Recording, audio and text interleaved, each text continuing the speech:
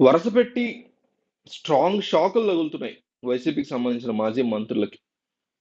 YCP Congress party senior నాయకుడు, గృహ నిర్మాణ శాఖ మాజీ మంత్రి జోగి రమేష్ కి మరో భారీ షాక్ తగిలింది. పోలీసులు ఆయనకి నోటీసులు జారీ చేశారు.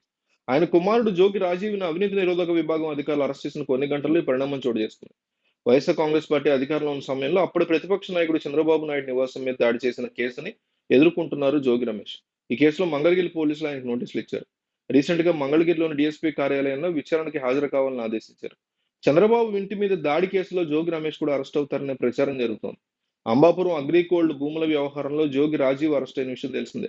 ఆయన అదుపులో తీసుకున్న అనంతరం మంగళగిరి సిఐడి కార్యాలయం తరలించారు ఏసీబీ అధికారులు.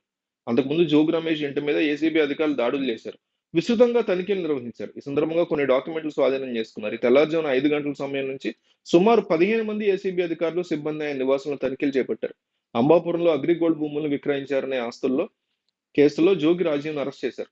అయితే జోగి రాజీవ్ యొక్క మదర్, జోగి రమేష్ యొక్క భార్య ఎవరైతే ఉంటారో, తన కొడుకుని కావాలని దీంట్లో ఇరికిచ్చారని, తన భర్త మీద కూటమి ప్రభుత్వానికి, ముఖ్యంగా చంద్రబాబు నాయుడుకి, లోకల్‌గా ఉండేటువంటి టీడీపీ లీడర్లకి తీవ్రమైన కక్షపూరిత ఆలోచనలు ఉన్నాయని, అందువల్ల తన భర్తని ఈ అంశంలో ఏమీ చేయలేక, త్వరలో తన భర్తను కూడా ఏమి చేయొచ్చేమో గాని, ప్రస్తుతానికైతే తన కొడుకు ఈ అంశంలో కాస్త ఇరుకున పడి ఉండడంతో అరెస్ట్ చేశారని, అట్లాగే తన భర్త తమ్ముడిని కూడా అరెస్ట్ చేశారని, ఇది చాలా అన్యాయమైనటువంటి అరెస్ట్ అని తాము లీగల్‌గా పోరాడతామంటూ ఆమె సమాధానం చెప్పారు. మీడియాతో మాట్లాడారు. ఆమె కన్నీటి పర్యంతమయ్యారు. తన కొడుకుని కావాలని కక్షల్లో భాగంగా, రాజకీయ కక్షల్లోకి చిన్న పిల్లల్ని వాడుతున్నారు, లాగుతున్నారు అంటూ ఆమె వ్యాఖ్యానించడం జరిగింది. అయితే కొద్దిసేపట్లో ఆమె ధర్నా గూడా చేసే ఆలోచనలో ఉన్నాం మేము.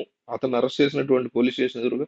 అట్లాగే ఏసీబీ ఆఫీస్ ఎదురుగా గూడా ఈ రకమైనటువంటి ఆలోచనలు మాకున్నాయంటూ ఆమె మీడియాతో వెల్లడించారు.